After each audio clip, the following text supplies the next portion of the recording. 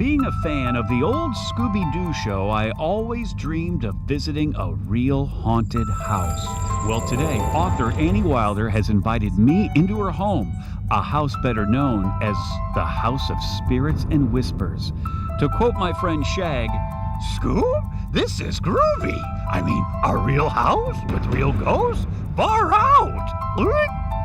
In 1994, my kids and I were looking for a house, place to live, and I had lost 3 houses under sort of weird circumstances that I'd made offers on, and suddenly this house popped up, and it seemed too good to be true. And then we came in the back door, as we'd been instructed to do, and both the realtor and I knew at that time that the house was haunted. You could feel it as soon as you walked in.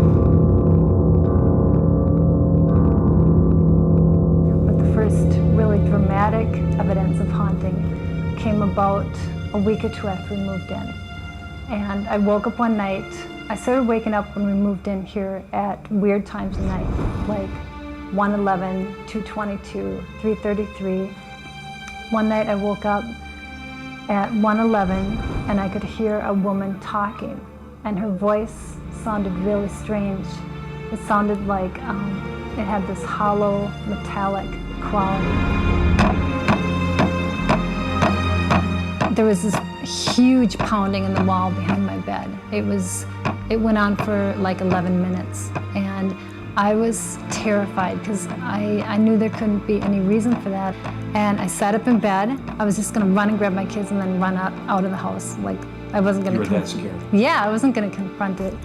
And then as soon as I sat up, the pounding stopped.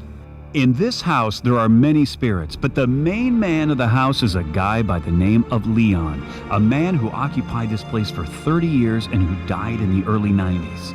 When psychics come here, whether they know nothing about the house or have read my book, it's always like the other spirits are like, the old man's the boss, the old man's in charge.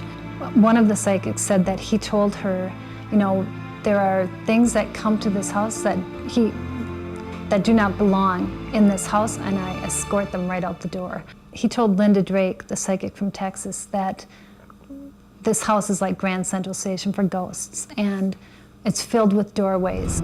It turns out old Leon had hidden a treasure in the basement's dirt room. With the help of an electrician, Annie found this lost secret. It was money and coins and important papers and things like that.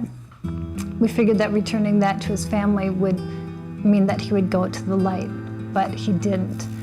Over the past 14 years, Annie and her guests have experienced hundreds of paranormal events. I have been touched by spirits, and so have visitors here.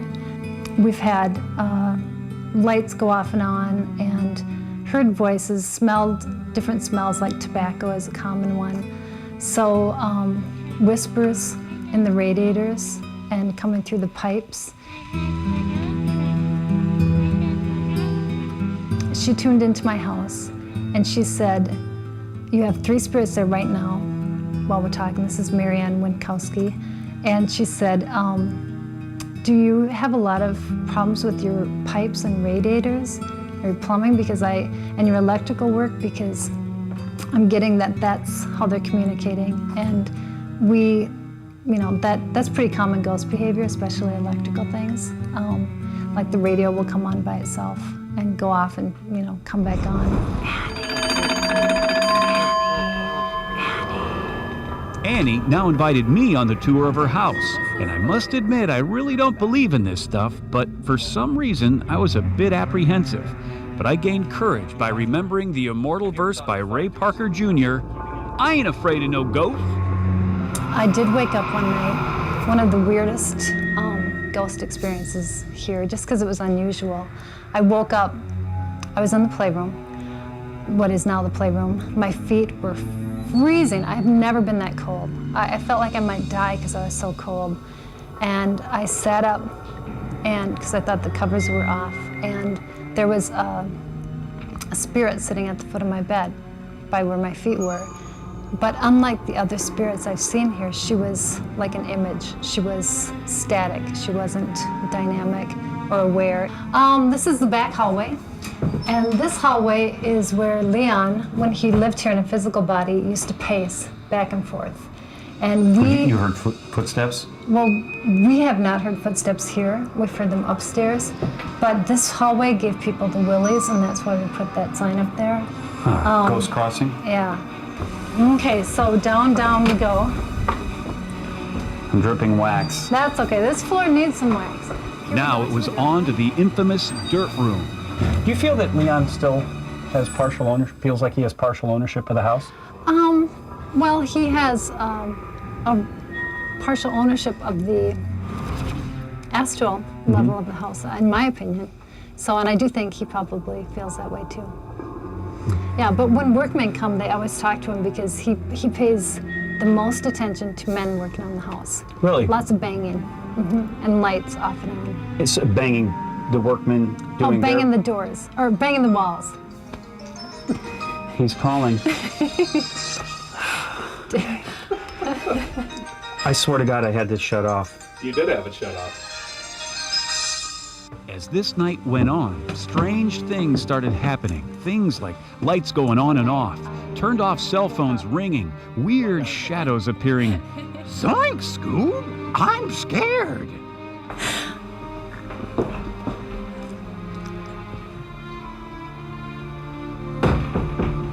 There's a staircase, Yes. okay?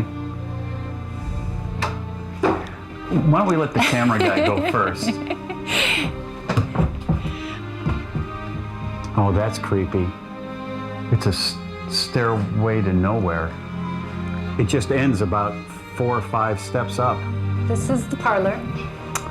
He looked back because he's like, something's weird, and the room was completely... No, that's creepy.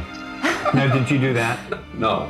Well, this room is the room, Okay. the main thing, one of the main ways the ghosts communicate in this room is turning, actually, that spotlight off and on. Okay, so getting back to the story, Rex, he thought we were walking out of the... Okay, that's all right. Okay, where are you All heading now, Annie? We are going up to the playroom.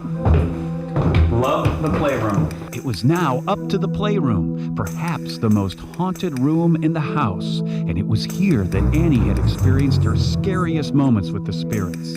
I was pinned down by something I couldn't see, and when it let me go, I was furious. And I sat up and I just like banged behind me like that with my arm, and sitting up in my bed, wide awake, I felt a tongue in my ear. It was like it was like a power play. I just saw that smoke ring. I mean, I haven't seen any smoke come up, but maybe it was a shadow. It could have been a shadow. It might have been Brian, but Shadow. something was moving over here. All right, All now right. this is the room with. Okay. That can't be a good sign. I don't know if you saw the cats run out. Annie loves her cats, but early on in the move, one of her cats was acting a bit strange. He started standing up on his hind legs, just like in the middle of the room, like not begging for food. You'd walk in the room and he'd just be standing there on his hind legs like a person. Holy exorcism, Catman! This place is more haunted than Camp Spooky on Halloween. I must admit, however, that in Annie's house, I never once felt threatened. I think that there are very few spirits that are negative, and that most spirits either have a message to communicate, or they're just like checking out the scene and seeing what's going on. After living here 14 years, Annie decided to write about her amazing experiences in her first book, The House of Spirits and Whispers. Spirits will hang out in a place that they enjoy. So if they like the vibe of your house and it resonates with their vibe, they're more likely to go to your house or stay there. And that's why spirits go to the house that they lived in, or where someone they love is, or things like that. If you're interested in reading this amazing book, go to llewellyn.com.